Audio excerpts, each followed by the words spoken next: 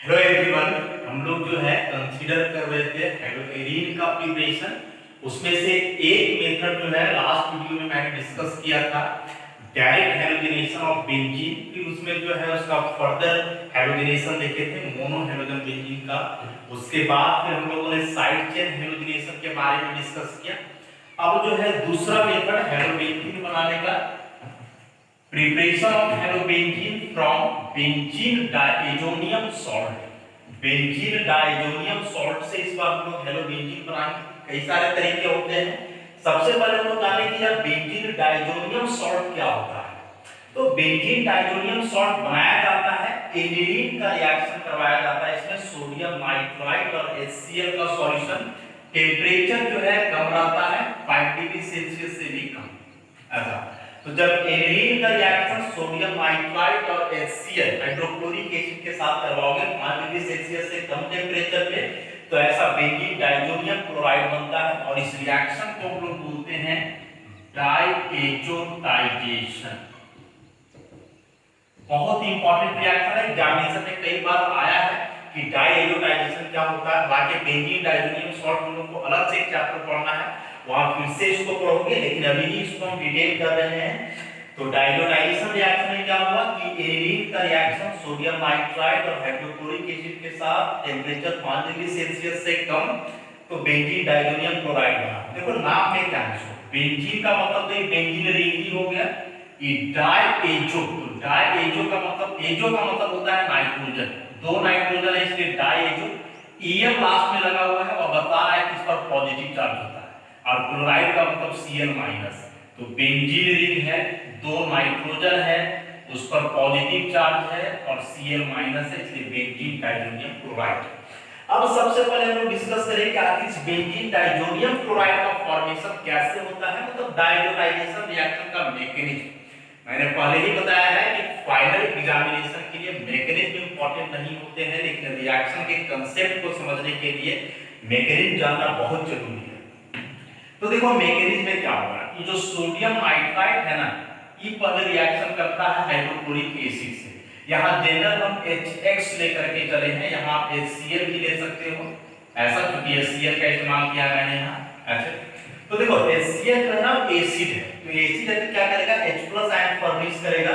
तो इस H+ ion को O- देगा, मतलब यहाँ तो ऐसे हम दिखा सकते हैं ना, Cl- और H+। तो देखो इस बॉन्ड को तोड़ करके इलेक्ट्रॉन पूरा क्लोरीन को दे दिए हैं, क्योंकि क्लोरीन का इलेक्ट्रोनेगेटिविटी ज्यादा है। तो H पे प्लस, तो इस H+ को देखो O- सब्सट्रैक्ट कर लिया, तो H जाकर के O- से जुड़ जाएगा और ये Na+ और Cl- बाहर हो जाएगा। तो देखो ये बन गया नाइट्रस एसिड। अब नाइट्रस एसिड अभी भी एसिड है, तो यहाँ जो आप हाइड्रोक्लोरिक एसिड लोगे ना, जैसे HCl, तो इस हाइड्रोक्लोरिक एसिड की तुलना में जो है इसका एसिडिटी थोड़ा ज्यादा होगा। तो इस केस में क्या होगा, नाइट्रस एसिड जो ऑक्सीजन पे दो लोन पेयर है, इस लोन पेयर से फिर इसके H को लेगा। यहाँ भी मैंने वही किया कि इस बॉन्ड को तोड़ करके इलेक्ट्रॉन क्लोरीन को दे दिया है, तो H पे आ जाएगा प्लस। तो इस H+ को देखो यहाँ ये लोन पेयर से ले लेगा। तो इस ऑक्सीजन के पास पहले से एक हाइड्रोजन जुड़ा हुआ है और एक हाइड्रोजन और ले लेगा, तो यहाँ वो H2 हो जाएगा ऐसा। अब चूंकि दो लोन पेयर में से एक लोन पेयर तो इस H के साथ बॉन्ड बनाएगा, तो ऑक्सीजन का इलेक्ट्रॉन कम हो जाएगा वैलेंस शेयर में, तो आ गया इस पे पॉजिटिव चार्ज। अब ऑक्सीजन मोर इलेक्ट्रोनेगेटिव एलिमेंट है, और कई बार मैंने बताया है कि मोर इलेक्ट्रोनेगेटिव एलिमेंट पे पॉजिटिव चार्ज होने का मतलब होता है हाईली अनस्टेबल। तो यार अनस्टेबल हो जाएगा तो होगा क्या, बगल वाले बॉन्ड के इलेक्ट्रॉन को विथड्रॉ कर लेगा। इस बॉन्ड को तोड़ करके H2 यहां से हम लोग एलिमिनेट कर दिए। अब यहां बचा NO ऐसा। देखो नाइट्रोजन का वैलेंस शेयर में इलेक्ट्रॉन होता है 5, यहां 5 इलेक्ट्रॉन है, 1 2 3 4 5, लेकिन यहां काउंट करो 1 2 3 4, एक कम हो गया, इसलिए आगे क्या, पॉजिटिव चार्ज। ये जो NO+ बनाना है इसको हम बोलते हैं नाइट्रोसोनियम आयन, NO+ को। अब यही नाइट्रोसोनियम आयन रिएक्शन को आगे बढ़ाएगा, कैसे जरा तो ध्यान देते हैं।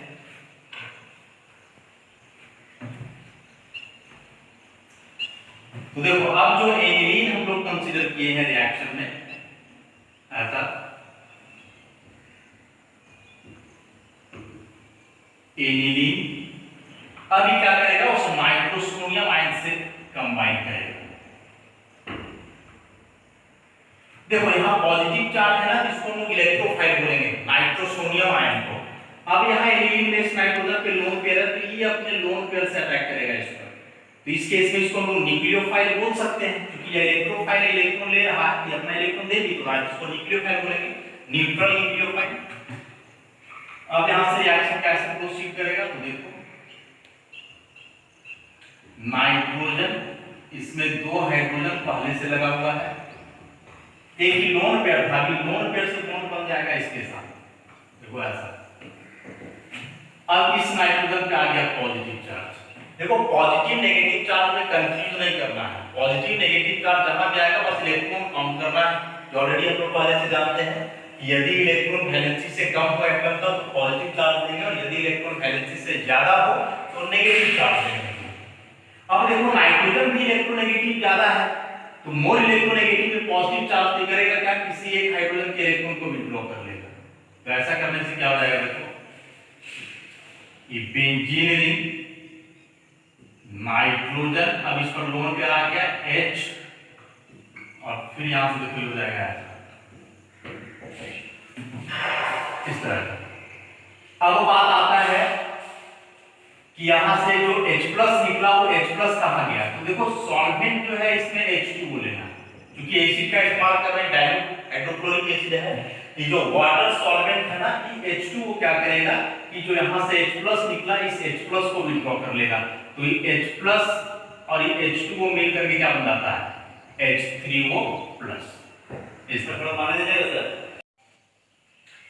तो यहाँ जो H3O+ का फॉर्मेशन हुआ ना हाइड्रोनियम आयन, तो देखो इस हाइड्रोनियम आयन को हम ऐसे कंसीडर करके चलो ना H+ + H2O ऐसा।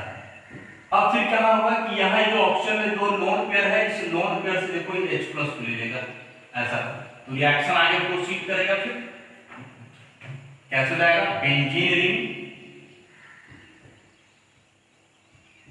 NH, फिर यहाँ नाइट्रोजन, ये डबल बॉन्ड ऑक्सीजन, और यहाँ हो गया हाइड्रोजन। देखो इस लोन पेयर से बॉन्ड बन गया H+ के साथ, ऑक्सीजन का इलेक्ट्रॉन कम आ जाएगा positive charge, more electronegative atom है, पॉजिटिव चार्ज अनस्टेबल होगा, इसलिए बगल वाले बॉन्ड के इलेक्ट्रॉन को विथड्रॉ करेगा। तो ऐसा करने से क्या होगा, फिर इस नाइट्रोजन पे पॉजिटिव चार्ज आएगा, इसलिए डायरेक्ट हम लोग इस बॉन्ड को यहां कर दें ताकि नाइट्रोजन के बॉन्ड में भी कोई कमी ना हो। अब यदि इसको आगे देखोगे तो देखो ये बेंजीन रिंग हुआ, नाइट्रोजन एक लोन पेयर, यहां डबल बॉन्ड नाइट्रोजन एक lone pair, single bond oxygen 2 lone pair H, और फिर देखो यहां से H+ बाहर हुआ नहीं, H+ जो है यहां से फिर बाहर हुआ, तो वही H+ जो है फर्दर यहां कंबाइन करेगा इसके लोन पेयर से, तो इस टाइप का बनेगा कुछ नाइट्रोजन, यहां डबल बॉन्ड नाइट्रोजन, और ये हो जाएगा OH2, एक हाइड्रोजन को और जोड़ दो, एक लोन पेयर, और आ जाएगा पॉजिटिव चार्ज इस तरह से।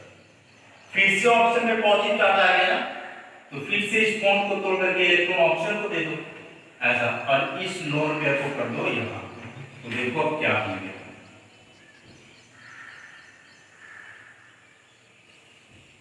इस तरह से benzene ring nitrogen triple bond nitrogen एक लोन पेयर, इसका लोन पेयर तो यहां शिफ्ट कर दिया ना, तो बॉन्ड बन गया, इस नाइट्रोजन पे आ जाएगा पॉजिटिव चार्ज, और यहां से H2O होगा बाहर ऐसा।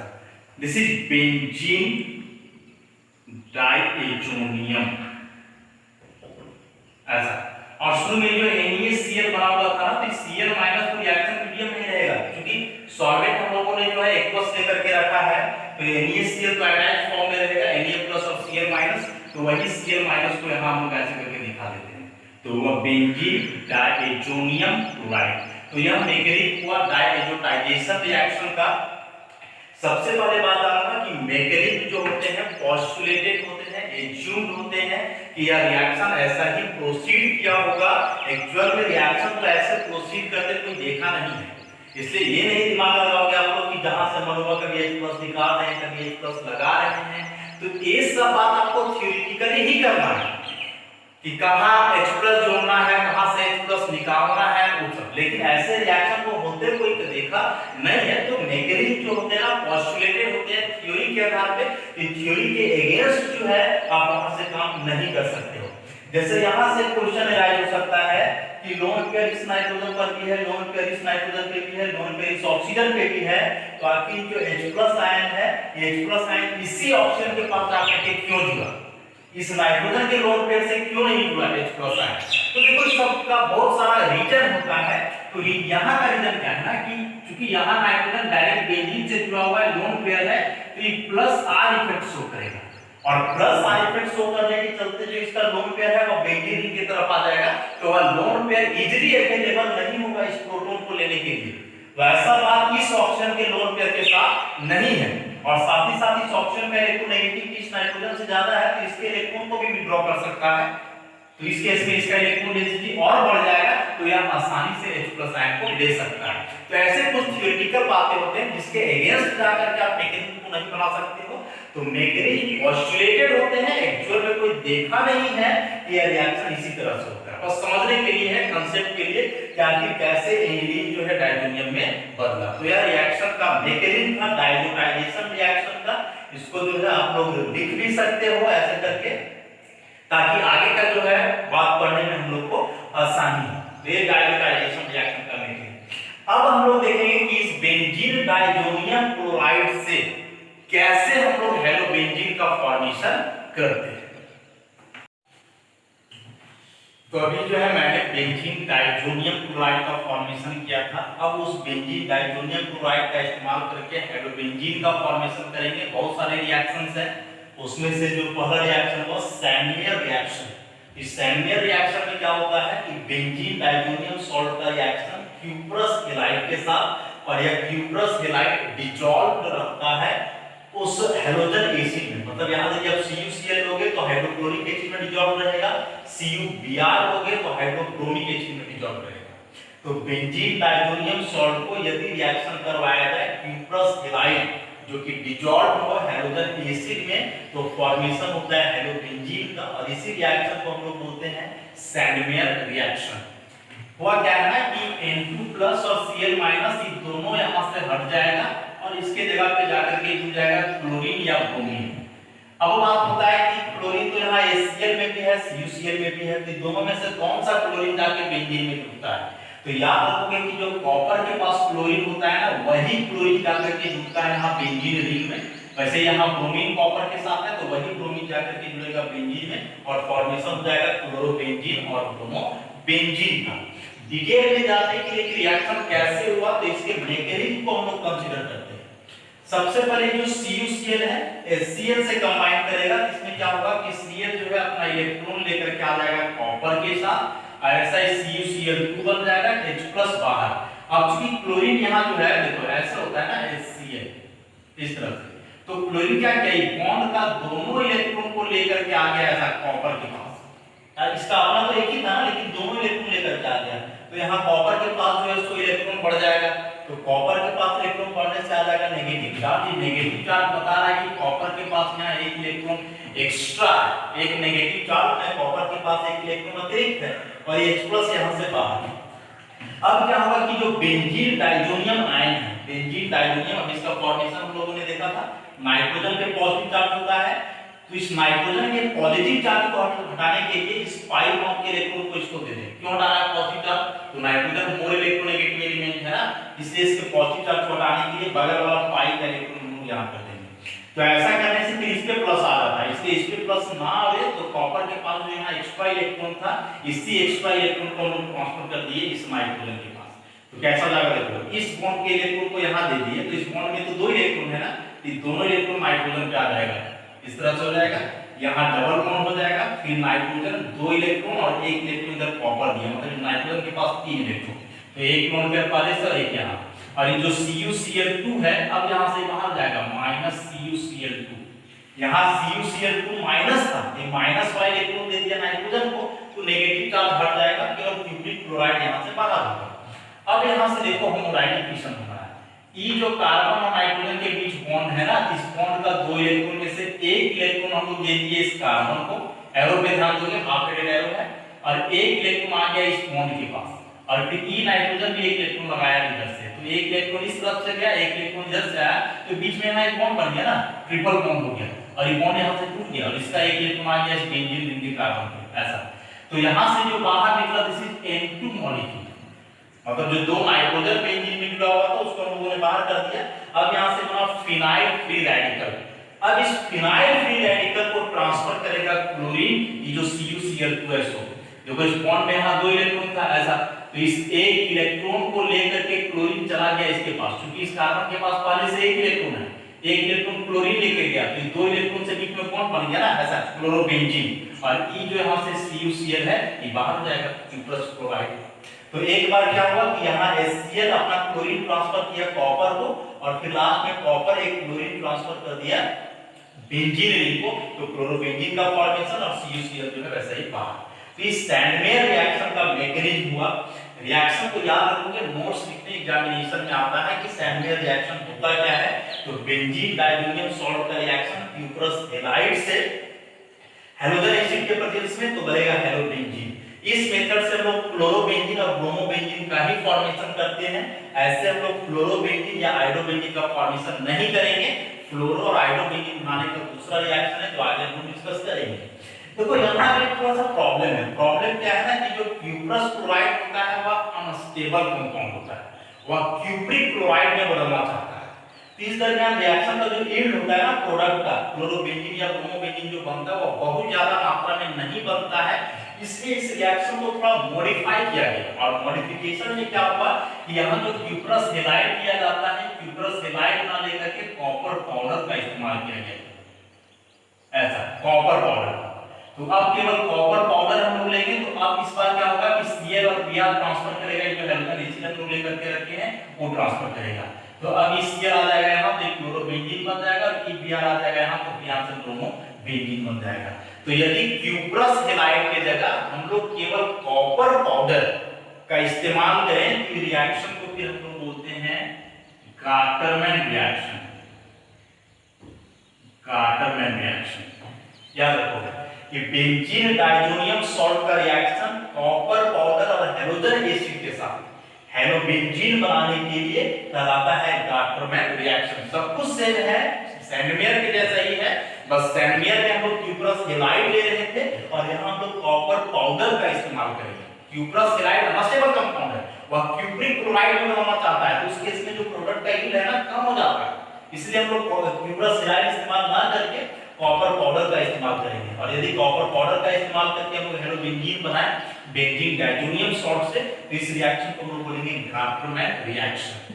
अब इसमें फ्लोरो और ब्रोमोबेंजीन ही बन रहा है, यदि आयोडो और फ्लोरोबेंजीन बनाना हो तो हम लोग क्या करेंगे, तो आयोडोबेंजीन बनाने का देखो बड़ा आसान सा तरीका है। इसमें क्या होता है कि बेंजीन डाइजोनियम सॉल्ट को जो है बेंजीन डाइजोनियम सॉल्ट को सिंपली पोटेशियम आयोडाइड का सॉल्यूशन के साथ हीट किया जाता है कि पोटेशियम आयोडाइड के सॉल्यूशन के साथ हीट करोगे तो आयोडाइड आयन जो है ना थोड़ा स्ट्रांग न्यूक्लियोफाइल होता है कि क्या करेगा पूरे ग्रुप को डिस्प्लेस कर देगा और बेंजीन रिंग में जाकर के अपने जुड़ जाएगा I plus N2 plus KCl। Reason की I माइनस का जो न्यूक्लियोफिलिसिटी है ना इस Cl माइनस से ज्यादा है, इसलिए इसको जो है इस पूरे ग्रुप को यहां से एलिमिनेट करेगा और I माइनस जाकर के बेंजीन रिंग में जुड़ जाएगा, तो डायरेक्ट आयोडोबेंजीन का फॉर्मेशन। क्लोरो और ब्रोमोबेंजीन ऐसे नहीं बन सकता है, क्लोरो और ब्रोमोबेंजीन के लिए आपको सैंडमेयर या फिर गाटरमैन रिएक्शन फॉलो करना पड़ेगा, लेकिन आयोडोबेंजीन बनाना हो तो डायरेक्ट आप बेंजीन डाइजोनियम क्लोराइड को हीट करो पोटेशियम आयोडाइड का सॉल्यूशन के साथ, तो बन जाएगा आयोडोबेंजीन। सिंपल सा रिएक्शन है, कंप्लीट करने के लिए आता है। अब बचा फ्लोरोबेंजीन। तो देखो फ्लोरोबेंजीन को कैसे हम लोग बनाते हैं। फ्लोरोबेंजीन का फॉर्मेशन हम लोग कैसे करेंगे, तो फ्लोरोबेंजीन का फॉर्मेशन के लिए क्या होता है कि बेंजीन डाइजोनियम सॉल्ट का रिएक्शन सबसे पहले करवाया जाता fluoroboric acid, fluoroboric acid H+ और BF4- ऐसा, तो BF4- Cl- को डिस्प्लेस करेगा यहां से और ये फॉर्मेशन हो जाएगा N2+ और BF4- का। और ये HCl जो है यहाँ से बाहर, क्या बोलेंगे इसको हम लोग, benzene diazonium. Benzene benzene ring है, डायजोनियम मतलब इतना, और इसका नाम हो गया टेट्रा फ्लोरोबोरेट। अब यहां से सिंपली केवल इसको हीट करना है, तो हीट कर दोगे कि BF4 माइनस का, देखो BF4 माइनस का स्ट्रक्चर हुआ ऐसा, इस तरह। तो क्या होगा ना कि पूरा एक फ्लोरीन बॉन्ड सहित आकर के यहाँ बेंजीन रिंग को अटैक करेगा और E यहां से हो जाएगा बाहर। तो क्या बनेगा, तो ये फ्लोरीन यहाँ आकर के जुड़ गया, N2 बाहर हुआ, और BF4 माइनस में F को आकर के यहाँ जुड़ गया, तो ये बचा BF3, तो बाहर जाएगा BF3। इस तरह से फॉर्मेशन हो गया फ्लोरोबेंजीन का, ऐसा। तो फ्लोरोबेंजीन बनाना हो उसका क्या तरीका हुआ, बेंजीन डायजोनियम क्लोराइड को सबसे पहले फ्लोरोबोरिक एसिड से रिएक्शन करवाए, तो इंटरमीडिएट बना बेंजीन डायजोनियम टेट्राफ्लोरोबोरेट। फिर इसको हीट किए हम लोग, तब जाकर के फॉर्मेशन हुआ फ्लोरोबेंजीन का। देखो फ्लोरोबेंजीन बनाने का जो है ना बहुत ही कॉमन और हमको लगता है कि एकमात्र मेथड है फ्लोरोबेंजीन बनाने का, इसके अलावा फ्लोरोबेंजीन बनाने का और कोई मेथड नहीं है। तो बहुत इंपॉर्टेंट रिएक्शन हुआ और नेमिंग रिएक्शन है, इसको हम लोग बोलते हैं पाल-सीमेन रिएक्शन। पाल-सीमेन रिएक्शन, ऐसा। कन्वर्सन भी आते हैं इस टॉपिक से, बेंजीन डायजोनियम क्लोराइड से फ्लोरोबेंजीन या फिर एनिलीन से फ्लोरोबेंजीन, जो कन्वर्सन को आगे डिस्कस करेंगे।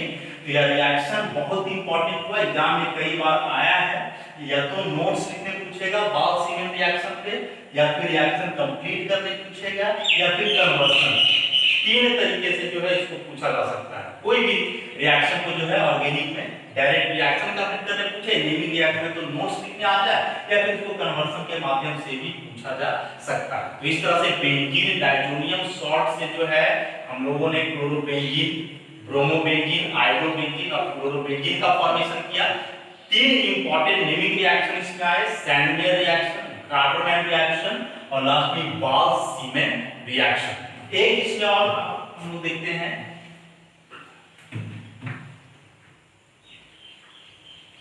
हेलोकेन्स में भी हम लोग पढ़े हैं हंस-डीकर रिएक्शन, अगला मेथड इसका। तो हंस-डीकर रिएक्शन को वहां मैंने एक्सप्लेन किया है मैकेनिज्म सहित। क्या होता है हंस-डीकर रिएक्शन में, इसमें silver salt of carboxylic acid, obviously यहां हम लोग बेंजोइक एसिड का इस्तेमाल करने वाले हैं, सिल्वर बेंजोएट, सिल्वर बेंजोएट। इसको यदि हम लोग हीट करते हैं Br2 या Cl2 के साथ CCl4 के प्रेजेंस में, तो ब्रोमोबेंजीन का फॉर्मेशन होगा, Br plus CO2 plus AgBr। एक ब्रोमीन का बेंजीन रिंग में जुड़ गया तो ब्रोमोबेंजीन हो गया, एक ब्रोमीन और AgBr बाहर और बीच में CO2 बाहर। तो जब silver salt of benzoic acid मतलब सिल्वर बेंजोएट को हीट करोगे ब्रोमीन के साथ CCl4 में, तो ब्रोमोबेंजीन बनता है, बीच में CO2 और AgBr बाहर। इस रिएक्शन को हम हंस-डीकर रिएक्शन बोलेंगे। मैकेनिज्म इसका मैंने बताया है एल्केन चैप्टर में, वहां भी यह रिएक्शन था। यदि मैकेनिज्म किसको देखना हो तो वहां से आप देख सकते हो। Br2 की जगह यहां हम यदि Cl2 का भी इस्तेमाल करें तो प्रोडक्ट ऑलमोस्ट सेम ही आना है, बस क्लोरोबेंजीन का फॉर्मेशन हो जाएगा यहां। इस तरह से ये हुआ हंस-डीकर रिएक्शन के द्वारा इसका फॉर्मेशन। तो देखो इसके पहले जो है तीन मेथड्स मैंने बताया हेलोबेंजीन बनाने का। सबसे पहला था डायरेक्ट हेलोजिनेशन, दूसरा आया बेंजीन डायजोनियम सॉल्ट, तीसरा होता है सिल्वर सॉल्ट हंस-डीकर रिएक्शन। ये तीनों के अलावा दो और शॉर्ट मेथड्स हैं फ्रॉम फिनॉल। कैसे, तो फिनॉल का रिएक्शन जब PCl5 के साथ हम लोग करवाते हैं तो क्लोरोबेंजीन का फॉर्मेशन हो जाएगा। मतलब इस मेथड से हम लोग क्लोरोबेंजीन ही बना सकते हैं। POCl3 और HCl जो है यहां से बाहर हो जाएगा। कैसे रिएक्शन हुआ, तो PCl5 का जो OH ग्रुप से रिएक्शन होता है ना, इसका मैकेनिज्म भी मैंने बताया है हेलो अल्केन में, तो वहां से आप लोग देख सकते हो। यहां समझने के लिए यदि इसको हम लोग कंसीडर करना चाहें तो जैसे मान लो फिनॉल है PCl3, तो PCl सॉरी PCl5, PCl5 का देखो ऐसा स्ट्रक्चर होता है। तो इस बॉन्ड को यहां से ब्रेक करो, इस बॉन्ड को यहां से ब्रेक करो, तो क्या बन जाएगा, ये बेंजीन रिंग हुआ, इस Cl आकर के इधर बेंजीन में जुड़ा, प्लस ये बीच वाला देखो PO और 3Cl, POCl3 और इधर HCl वहां हो गया। अच्छा, तो जब फिनॉल को PCl5 से ट्रीट करवाया जाए तो क्लोरोबेंजीन का फॉर्मेशन होता है। प्रोडक्ट का यील्ड उतना अच्छा नहीं होता है, इसलिए रिएक्शन को कॉमनली यूज नहीं किया जाता है क्लोरोबेंजीन वगैरह बनाने के लिए। एक इसमें इंपॉर्टेंट है rustic process. Rustic process actually phenol बनाने का मेथड होता है, लेकिन फिनॉल बनाने के दरमियान जो है ना बीच में क्लोरोबेंजीन का फॉर्मेशन होता है और यह क्लोरोबेंजीन को बदल जाता है फिनॉल में। इस रिएक्शन को हम लोग क्लोरोबेंजीन बनाने के लिए इस्तेमाल कर सकते हैं, नहीं बहुत ही बेहतर मेथड है क्लोरोबेंजीन बनाने का रास्टिक प्रोसेस।